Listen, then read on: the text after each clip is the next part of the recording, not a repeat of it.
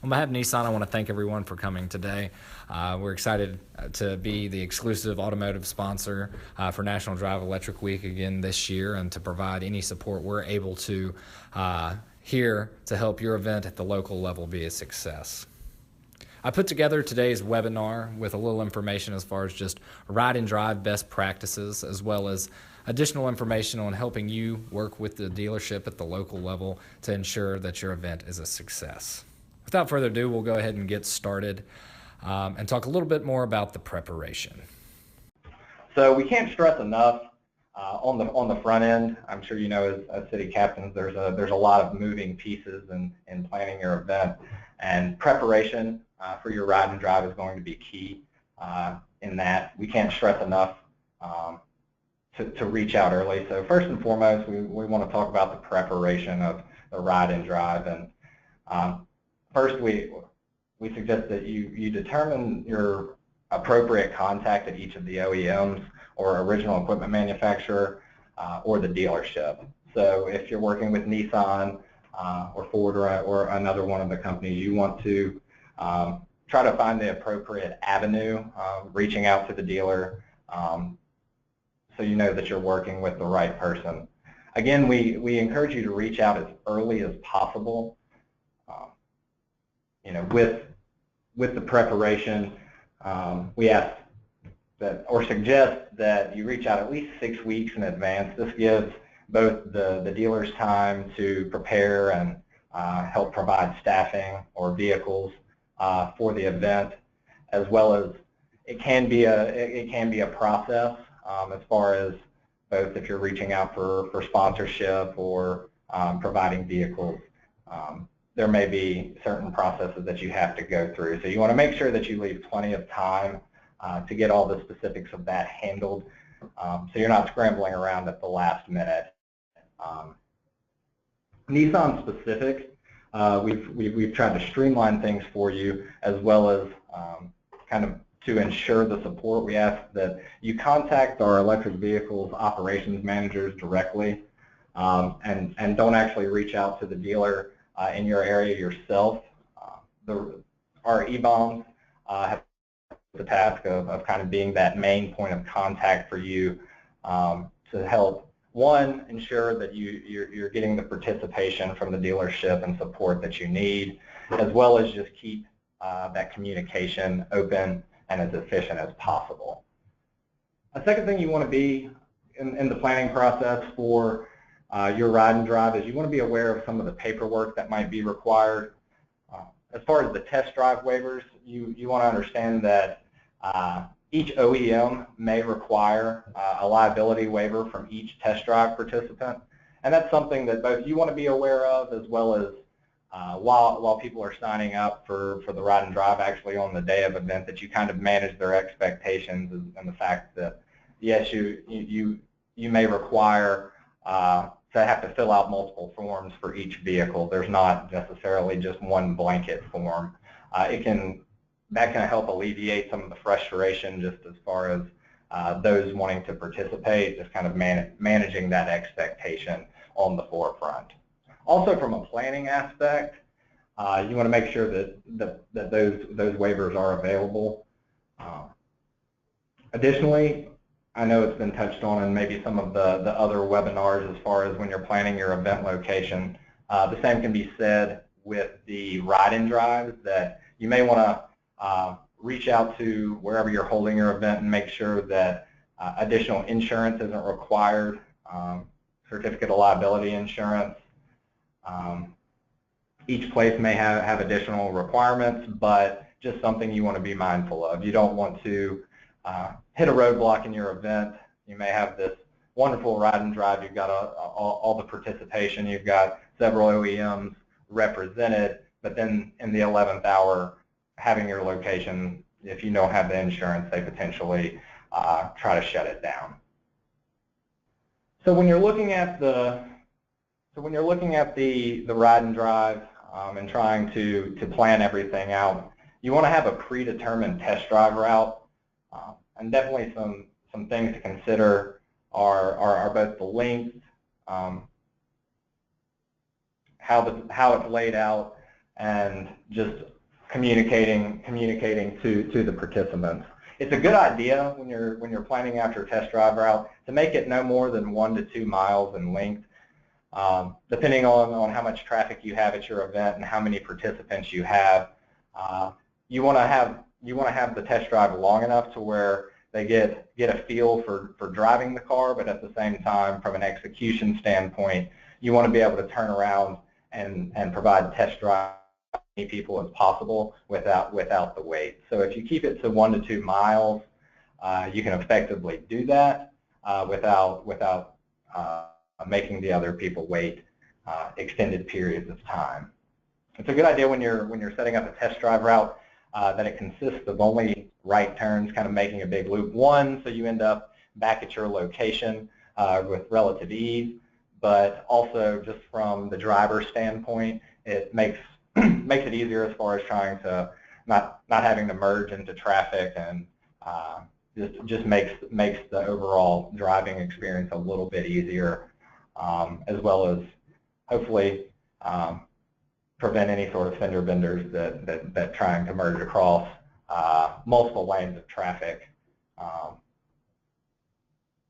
could present. It's a good idea to have both a map to show your participants so they have an idea of where they're going ahead of time and understand their route. So while you're driving, both you can prompt them when a turn's coming up, but in general they have an overall idea of where they're headed and how the route's going to go. On the flip side of that, it's also important that your organizers and the people executing the ride and drive are aware and understand the route as well. It'll keep everyone on the same page and keep any sort of deviation from that going back to kind of the turnarounds you're able to provide on the ride and drives. So again, you don't have people waiting for extended periods of time to drive the specific vehicle. And kind of just to echo what I said, just with the drivers being familiar with the route. On the actual day of the event, for on-site test drives, it's a good idea to have a centralized location set aside. When you're executing the ride and drive, you want to make sure that you're checking for a valid driver's license, insurance, and that all the necessary waivers are being signed. If you have a consolidated area to do this, it kind of just helps streamline and organize things, as well as kind of gives a polished appearance to the overall execution of the ride and drive event. It's also helpful for people coming up having inquiries. I know that you're probably managing several volunteers. Just to have a list, both for the participants to look at, as well as your organizers and your volunteers, so everyone knows which vehicles are going to be available for the test drives. So they, one, know what waivers that need to be signed, and they can go ahead and deal with that on the forefront, as well as just a kind of a menu to select from of what vehicles they'd like to try out.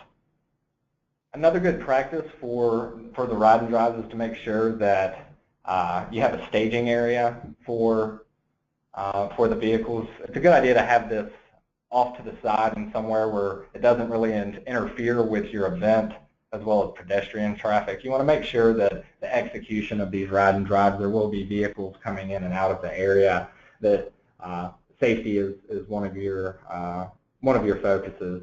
And if there's pedestrian traffic, you don't want to, one, slow the ride and drive down by having to wait for people to cross and things like that. But at the same time, you also want to make sure that it's safe for the attendees of the event, that there aren't vehicles going through a populated area.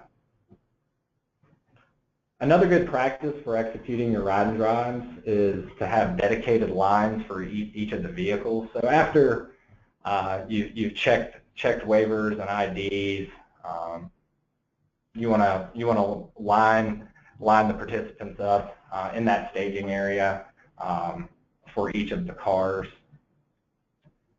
If you notice on the slide, it also touches on just kind of the staffing. It's just kind of suggested as far as each event's going to vary based on the size, number of attendees, and number of OEMs that you have participating and providing ride and drive vehicles, or if you have owners doing that themselves. But it's a good idea to have 1 to 2 people checking the IDs and waivers, again, just to keep people from waiting extended periods of time. You want to make this as painless as possible. You want the participants, a lot of them, if it's their first time driving an electric vehicle, you want this to be as enjoyable as possible. So again, just having the staff to check the IDs and waivers and making sure that's done efficiently.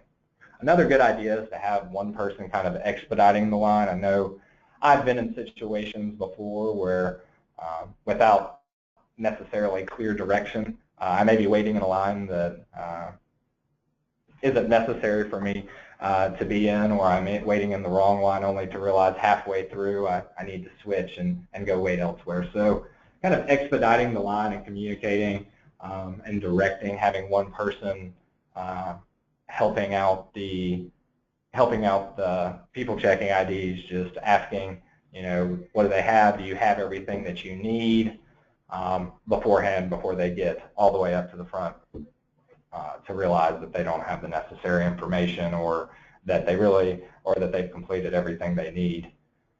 And then just the person conducting the test drive. Depending on if it's an owner, or likely if you are able to work with a dealership and they're able to provide the vehicles and staff, they'll likely be conducting the actual test drives. But you don't want to lock too many people up in a car, or your volunteers with the test drive. It may be fun. Not saying that you shouldn't, but just making sure that you don't allocate too much of your staff to the test drive. And so from that standpoint, just a good idea to keep your volunteers active and effective the best you can. In some areas, it's required that dealer test drives take place actually on the dealer's premises. So if that's the case, again, we can't stress reaching out to the closest dealership, or if you're working with Nissan, reaching out to the appropriate EBOM in your area at least 3 weeks in advance to establish a protocol as far as what your needs are, the specifics of your event, and just to make sure that you have coverage and that you can plan accordingly and keep that communication open. In some cases, not necessarily pre-printed, but just make sure that if you are directing participants to a specific dealership, that they have an idea of where they're going, but also, having worked with the dealership, and again touching back on that communication, if there's a designated contact that they should ask for when they arrive at the dealership, to let the dealership know, hey, I was at the National Drive Electric Week event, wanted to participate in a test drive, and so that way that can be expedited, and that person can have access to a vehicle and participate in the ride and drive. Another good idea, again, this will go kind of back to the protocol of working with the dealership and the on-site test drives. If possible, if they have a representative from the dealership there, they may have them go ahead and sign the participation waiver in advance and bring with them to the dealership. Again, just to expedite the process of getting into the vehicle and executing that test drive, and not locking up that person's time longer than they need to, filling out paperwork necessarily at the dealership. Again, this is just suggestions for if you're in an area that these ride and drives have to take place actually on the site premises. So during the test drive, it's a good idea. Remember that this is likely the person's first time either in or driving an electric vehicle. So while you're riding with them, it's a good idea to help them draw the comparison between an ICE internal combustion engine vehicle or gasoline powered by pointing out some of the differences. A good idea to point out, the quietness. There isn't the sound, the engine rumbling or the vibration that's associated with gasoline powered vehicles. Also, while they're driving, you can point out, the torque and the rapid acceleration without the shifting. One of the fun parts about driving an SUV is that, and so they'll likely have noticed while they're driving it. Obviously, it's a whole different feel, but help them draw that comparison and really highlight that so they're taking note. And again, the responsiveness of the throttle. Again, with the rapid acceleration, you're not having to wait for the gears to wind up or a turbo to kick into gear. So just make sure you're drawing those comparisons and highlighting again just the difference that they can notice. Another good idea is to focus on the regenerative braking. It's a concept that can be a little bit different to someone who is not accustomed to driving an electric vehicle. Share with them just a general overview of how it works and how it can help the vehicle drive more efficiently. Again, during the test drive,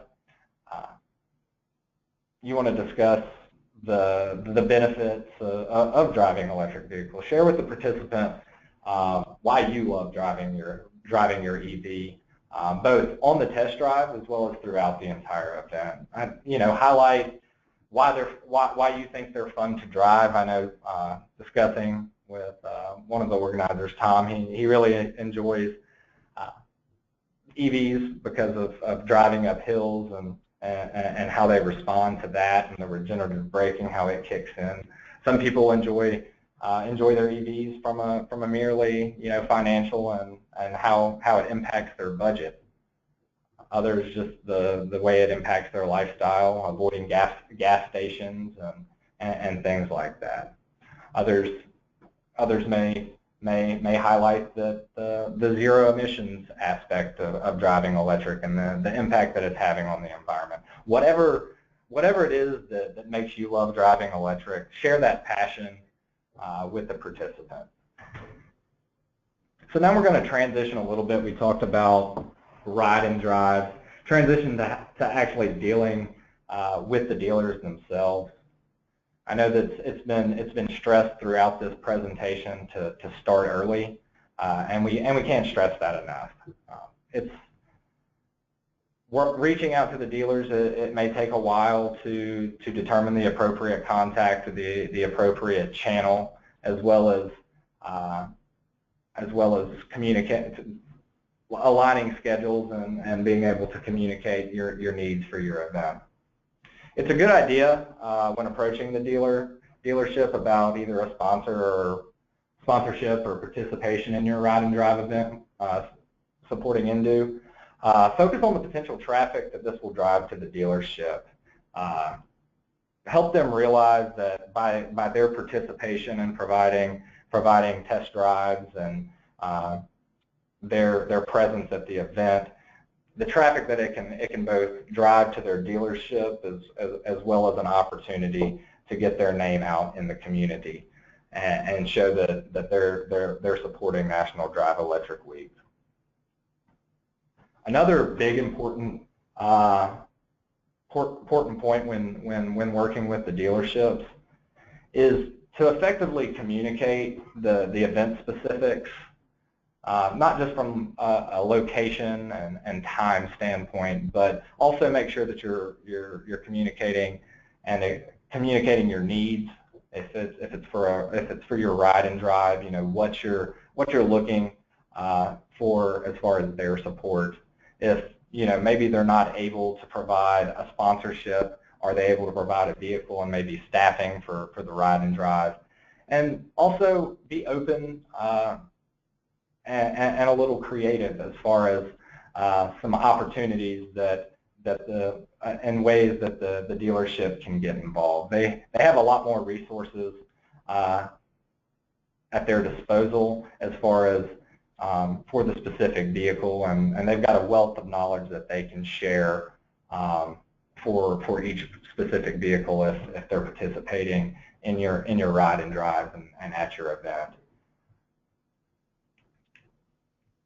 When you're also working with the dealerships, touching back, to tie in with the ride and drive, it's a good idea to ask if they have a one-pager or a fact sheet available that can both be distributed to participants on the ride and drive that gives them a little bit more information about the vehicles, as well as to the organizers and city captains alike. So everyone, if a participant or asks a question, you have the resources at hand to help field that. Obviously it's not your job to sell the vehicle by any means, but it can be helpful that if a participant asks about the specific range or some certain aspect of the vehicle, that information is kind of available to help field that.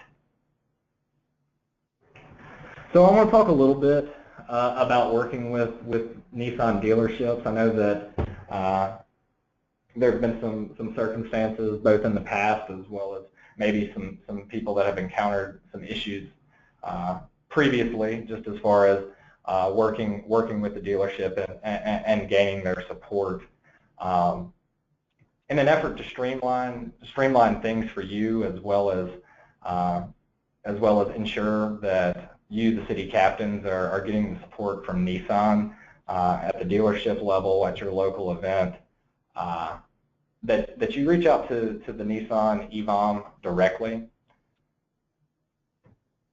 What they'll do is, if you share, you'll want to share with them the specifics of your event, much like if you were reaching out to an OEM, another dealership or OEM. Let them know the specifics of your event, kind of your needs, the date of your event, so that way they can reach out to the dealership on your behalf and make sure that again you're getting the support that you need there.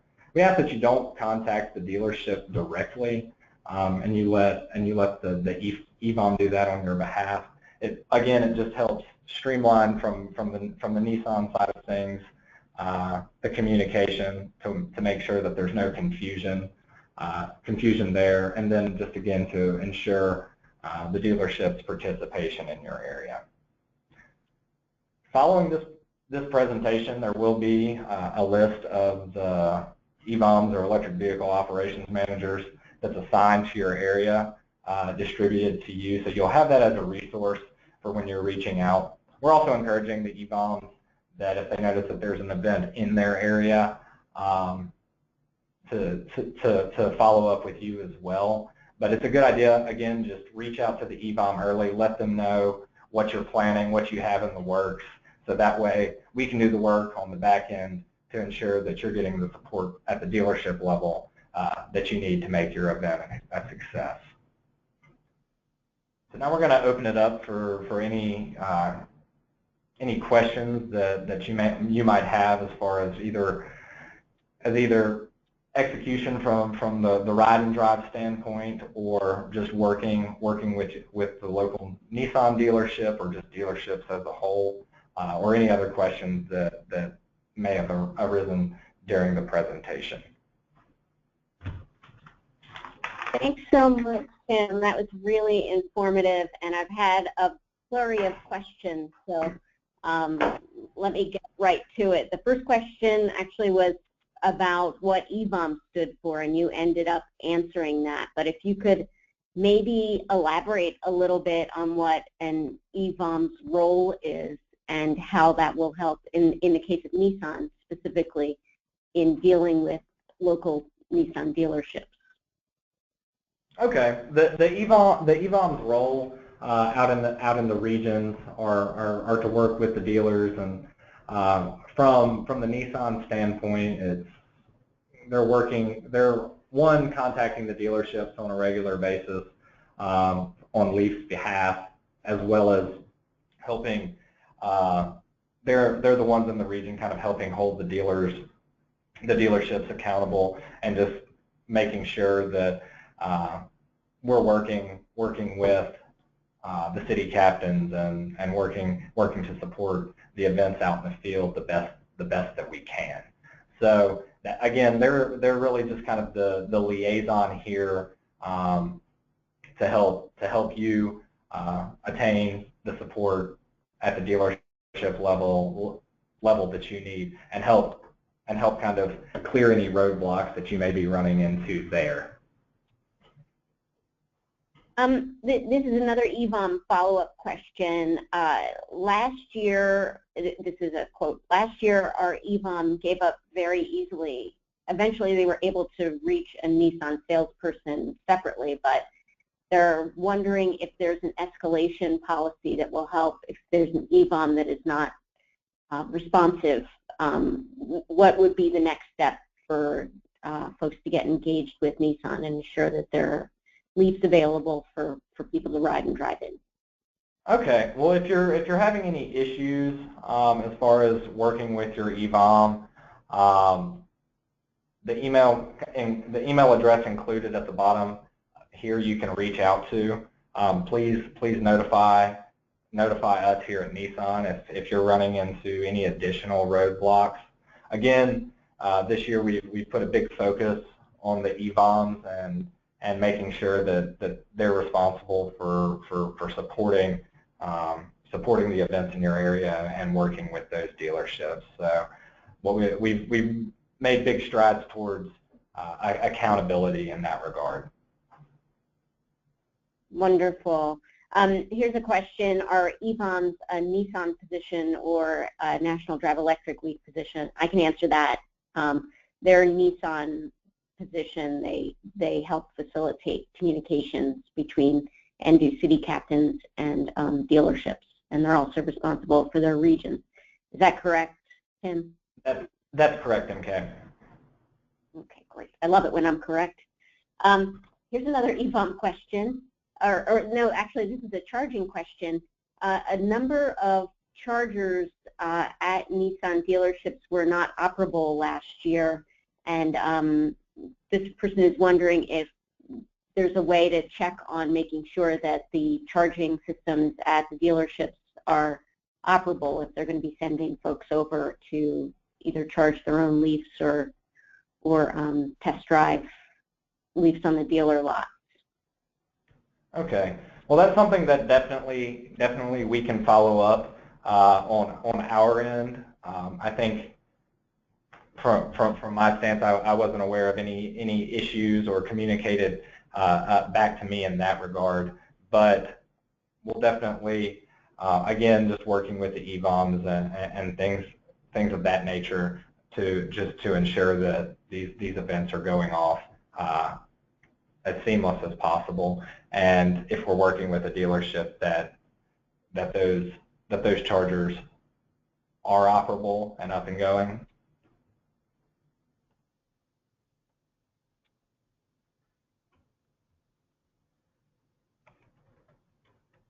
Thank you. This is a question that I think I will answer.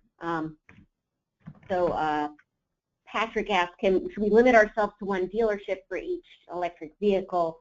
We currently have a commitment from a dealership and we're working with another. Will this be a problem? No, not at all.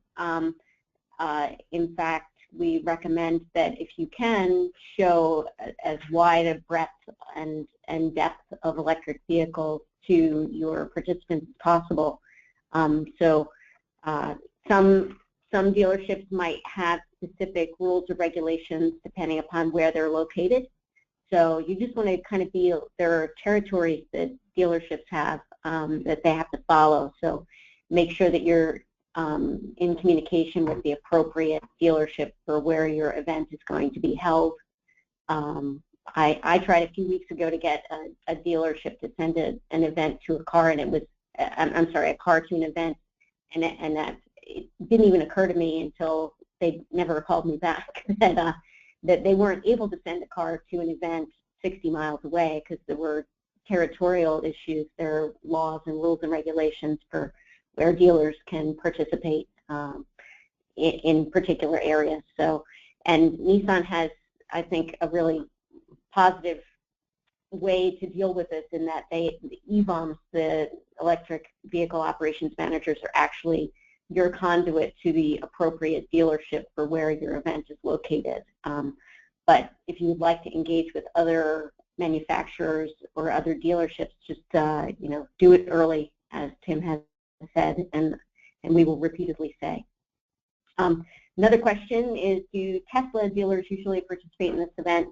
Well, Tesla has a different sales model, so it's not really dealerships as much as it's shops, and Tesla does get involved in the event. Usually, in the past, it has been mostly either through owner-operator, so someone, an electric vehicle enthusiast, probably someone, member of the Electric Auto Association or Plug-in America, or the Sierra Club might show up with their own Leaf and show it off at a show.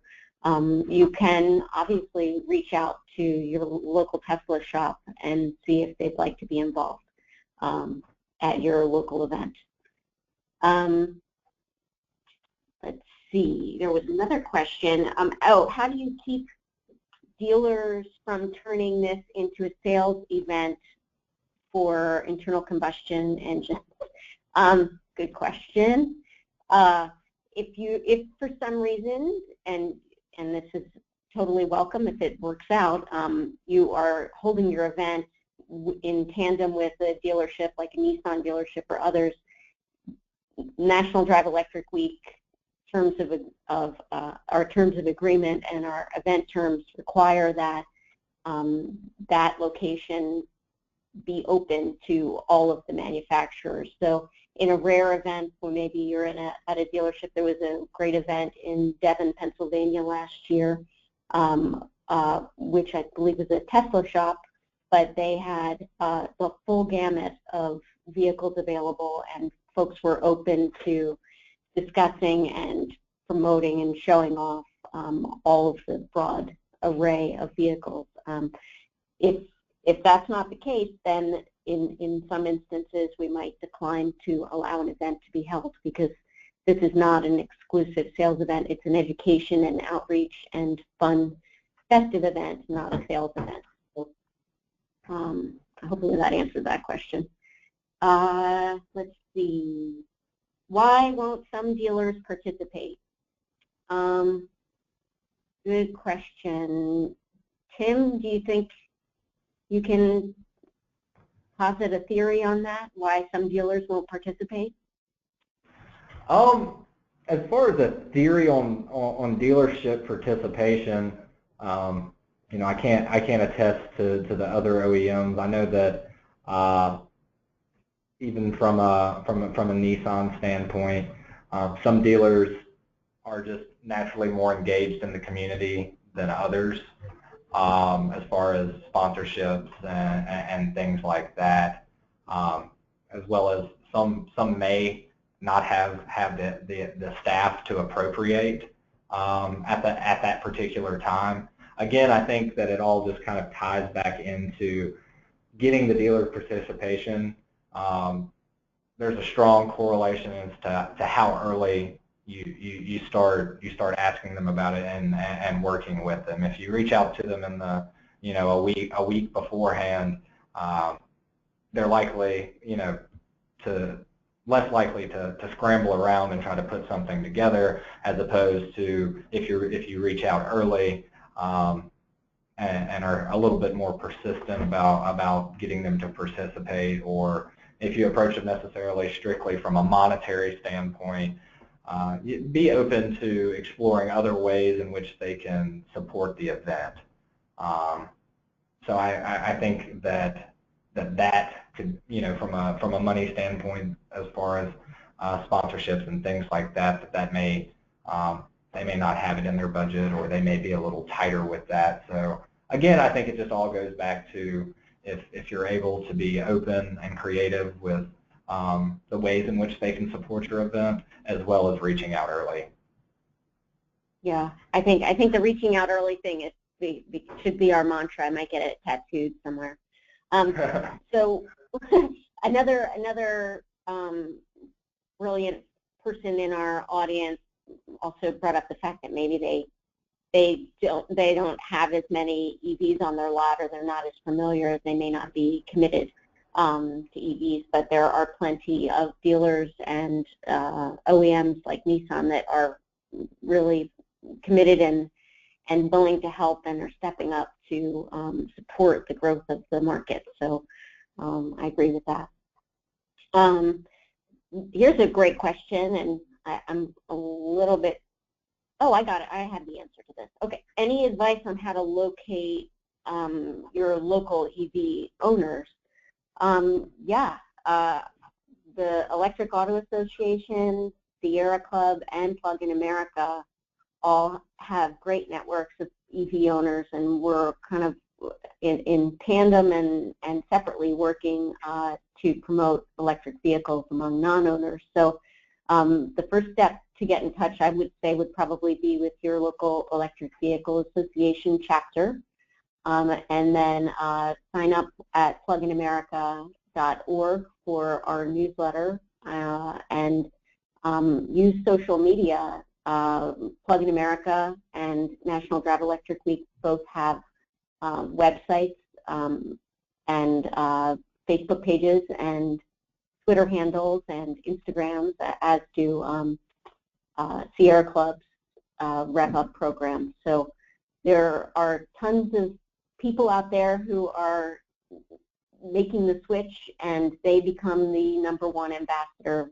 Folks like you guys who are city captains, who drive electric yourselves, are helping transition other people away from internal combustion engines. So the best salespeople for electric vehicles, no offense, Tim, to the dealers that might be listening in, are actually other electric vehicle owners. So we do encourage everybody to talk to each other. There's also a pretty lively discussion going on the Google group of city captains for National Drive Electric Week, and some really interesting topics might crop up. We'd love to see those happening and those discussions going on, and we encourage folks, if they are not subscribed to that, to go ahead and subscribe to that, and you'll hear some really interesting insights, and also folks sharing their own experiences and ways to successfully execute the events, and maybe even sharing some pitfalls that they can help you avoid in your event planning. So I think that's it. I don't think there are any other questions. Tim, did you have anything else? Oh, wait, there is one more question, excuse me. On the regenerative braking link, we kind of sped through that slide a little bit. Tim, would you be able to share the link with me afterwards, and I'll share it with the group so that they can have a little something in their pocket to discuss regenerative braking with their participants? Yes, absolutely. I'll send that over to you afterwards, so you can share that when you share the EVOM contact list with all the city captains. Okay. Well, we have one straggling question, and I don't want to leave anybody hanging.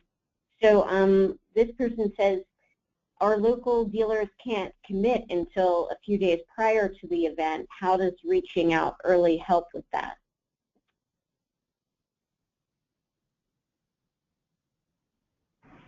I think that would be kind of the exception here, as far as just working with the dealerships in general. If you can, I would suggest, if they can't commit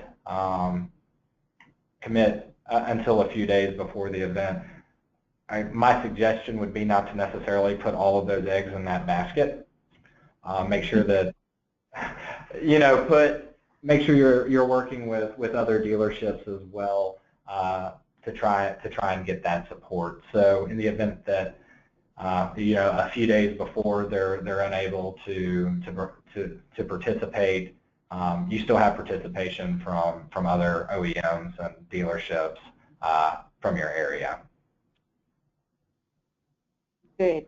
And now a couple more questions. Wow, this is getting lively on the chat box. I didn't know that I should not contact my local dealership, but I already had, and they are eager and willing to bring a Leaf and a sales rep. Is that okay? And absolutely, I just encourage, if you have already reached out to a dealer, obviously, you know, and they've agreed to participate, that's wonderful. But we do also ask that with the future communication with them, if you can notify or loop in your EVOM, so they're aware of the event that's taking place and kind of the progress of that's going along. Yeah, great. And you know, another, just circling back to the why contact folks early and why that's going to be my new tattoo. Reaching out early lets them decline or tell you that they're not going to be able to do it, and it gives you an opportunity, in the case of the non-Nissan dealers, to seek help elsewhere. People want to know how they can find their dealer that will be available, or that they should reach out to in their service territory. And I would recommend, you've got your location settled, do a simple Google search on the zip code where your location is going to be held, and look for dealers there. There's a list of electric vehicle OEMs. The sooner you reach out, also with the early reaching out, the sooner you reach out, the sooner you'll be able to find out if they have vehicles available, let alone if they want to be able to participate or help sponsor or show up with staff. The person who said that they've already got a used Leaf that they're willing to show only sells used cars, so will that be a problem with the EVOMs? Will that be a problem, Tim? I don't foresee that being an issue, but it'll also be something that I'll need to follow up on with this particular case. Again, I just encourage them to loop their EVOM in on kind of the status of their event and what kind of resources, as far as Leaf is concerned, that are being provided. There may be opportunities to provide additional support from one of the Nissan dealerships in the area as well. So I think they definitely should still reach out to the EVOM and loop them in. Yeah, I think that's smart. So here's another question. This is funny. A bunch of people save their questions for last. It's awesome. So if EV owners want to give ride and drive, should they use the same waiver form that the dealers use? I think I would like to answer that, if you don't mind, Tim. Absolutely. Well, the waiver form will apply to the dealer or the entity that it's made out to. So legally, from a liability standpoint, it's not like, you know, by using a Nissan Leaf waiver to let someone drive your Tesla, you're going to be covered. National Drive Electric Week does not encourage necessarily folks to let strangers drive their cars, but if they feel comfortable and confident or they're super generous and have great auto insurance, then they can go ahead and do that. I would say, you know, regardless of who's driving what, you absolutely want to ensure that they have a valid driver's license. If they're going to be driving your car, I would say I would also check out their insurance coverage before I let them drive my car. And then secondarily, and we didn't touch on this too much, but you know, a lot of the most successful and biggest events with the most number of attendees will be taking place in public settings, maybe in tandem with fun festivals or gatherings, carnivals, other kind of high traffic areas. Tim touched on this. Just be extra careful that the route will not be near where pedestrians will be walking. Obviously, you know, some of these the most fun festivals sometimes serve alcohol. So make sure that whomever is going to be driving is not inebriated. It's not going to, you're not going to have to be running sobriety tests, but I definitely would recommend, if it seems like you're at a big fair and folks are walking up to your booth with carrying beers, I would probably decline to allow them to drive any car, let alone your own car or a dealership car. Great. I don't think I have any other. Oh, someone said, what's an EVOM again? The EVOM is an electric vehicle operations manager, and that's a special relationship that Nissan has assigned to folks in their regions to help facilitate the relationship between you and your local dealers, between city captains and their dealers, to make sure that they are participating and that you get the most participation possible for the LEAF. Okay, the last question. So when will the city captain kits, the Nissan kits, be shipped to city captains?